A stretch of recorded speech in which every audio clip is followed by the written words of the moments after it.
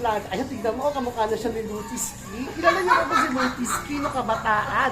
Ganyan si Lutiski.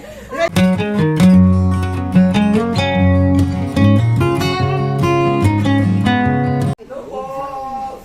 Good morning po sa inyo lahat. Good morning, Today, Chef. may client na si Ma'am. Matagal ko na siya. Si Agdam, ilang beses ko na po siya na-meet. Ngayon, meron po akong gagawin na proseso sa kanya para mas lalo po siyang magmukhang bagets na bagets. Pagka ginawa po natin yung tusipo na makikita niyo po ang magiging resulta. Before. Dati kasi, nung hindi ko pa ginagawa yung hair niya, mag-smooth talaga to. Ang problema talaga niya, talagang tangles talaga siya, pleasing, at saka dehydrated talaga. Pero ngayon, yung ginawa ko dati ng one year ba ito? Kaya ng February. So ito na yung liban ko bumaba na. So malaki na talaga yung pinakabahay na nabuo, tumubo. Pero ang ganda pa rin yung ginawa kong liban. Ngayon, ito na yung susunod natin i-liban. Pakikita ko po sa inyo before and after yan. Ito po yung buhok niya. Gagawin po natin highlights yung hair niya. Yung mga highlights ko to. Gagawin po natin to na lalagyan natin ng mga passion color para itong mga white hair maging highlights ang dating sa kanya. In the meantime, magtagal sa kanya yung gagawin niya kasi yung procedure na to, pag matagalan na yung gagawin ko. Pagka yung mga Brazilian color, hindi naman tatagal talaga ng straightening. Ito yung pinaka-the sa kanya. To ladies, i-reban ko siya. Popularan ko siya ng buhok. And then after yung pinakahuli niya, nalagyan ko siya ng botox, Brazilian keratin. So yung lahat ng process na yun, may ilalagay ko na sa buhok niya. Ngayon, ito na po yung itsura ng buhok ni Ma'am, ni Ate. So, ito na po yung pinaka-ano niya, hindi talaga masyadong... Maganda naman talaga, kaya lang talagang dapat ayusin. Napabayaan? Napabayaan. Dahil itong mga tumubo na to, resistant na to, matibay na to.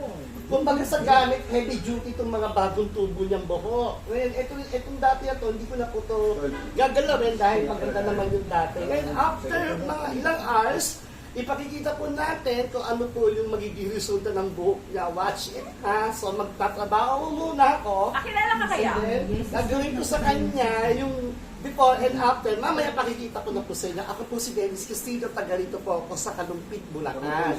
Taga Iba Oeste po ako. Ngayon, kung may recommend niya po ko sa inyo, madali nyo lang po ako makikita. At nasa kanya po ang lahat ng mga profile ko, information ko, makikita niyo po sa kanya. Mamaya po, magkita-kita ulit po tayo. Bye-bye!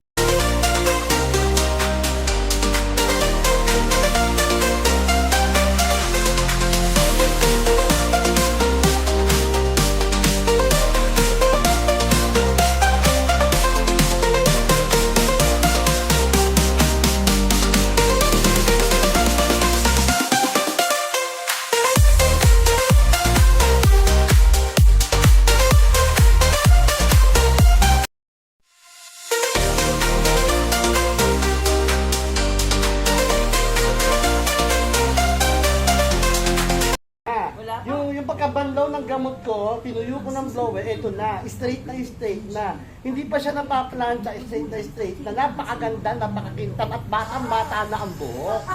Ayan. Ngayon, magsisimula na ngayon tayo mag-plant. Ayan, tignan mo, kamukha na siya ni Lutiski. Kilala niyo ba si Lutiski no kabataan? Ganyan si Lutiski. Ngayon, nakita niyo, wala pa po tayo sa coloring. Wala pa po tayo sa mga keratin. Ito pa lang po yung ginawa ko, binalawa ko na ngayon, beblansyahin ko na. Tingnan niyo lang po yung tsura, Lutiski, napakaliit ng mukha niya. Sinasabi ko po, sa 95% mamaya pagka nagawa ng tiko, napakakintab na po yung book na, wala pa pong wala pa pong plancha. Hindi nila kilala si Lovis. Yan, makikilala mo mamaya sa Lutiski pagka yan, nakulayan ko na lalabas sa mismo. Hindi nila mo. Okay, yung kauna-unahan na gumanap ng Ibong Adana sa version ni Dolphy. Oo. Kilala mo ba yun? Si Lovis, girlfriend ni Dolphy. Ni Dolphy, Bago yun ang si gumawa. Shasha.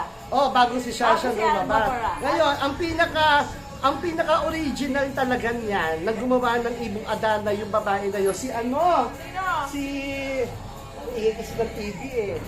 Sino ba dito? Si Ha? Hindi.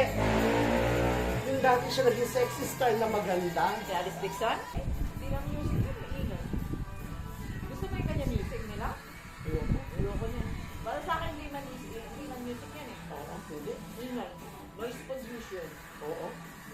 pollution na ang tawag doon. Hindi naman talaga music, hindi na art of music yun. Ito na po yung naging result ng buhok niya ngayon. Ayan na po yung tinatawag na Milky Ash Blonde. So, ihaharap ko sa inyo kasi medyo malayo So, para makita nyo, yung live kanina, yung pinakita sa inyo, Yung mukha mo. ito na po yung mukha, ito na po yung buhok niya ngayon. Ayan na po. Ayan na po yung kinalabasan ng buhok niya. Yung sobrang dami ng puti niya, nawala. So, ang nangyari, naging highlight siya sa Milky Ash po, yung pinagawa niya. So, ang ginawa po dito, nilagyan po siya ng rebonding and then coloring. After that, ito po yung Brazilian Botox. So, kung pwede rin kayo magpagawa sa akin ng mga protein, may mga protein, ito Brazilian Botox po ito.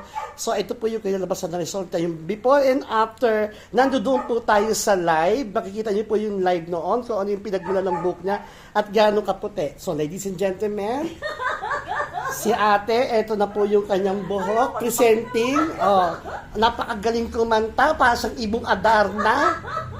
Siya para siyang cast talaga ng mga kampiyon ng batang kampiyon, ng tanghalan ng kampiyon, tawag na kampiyon. Kumanta ba ako? Thank you. Maraming salamat po. Thank you very much. Okay.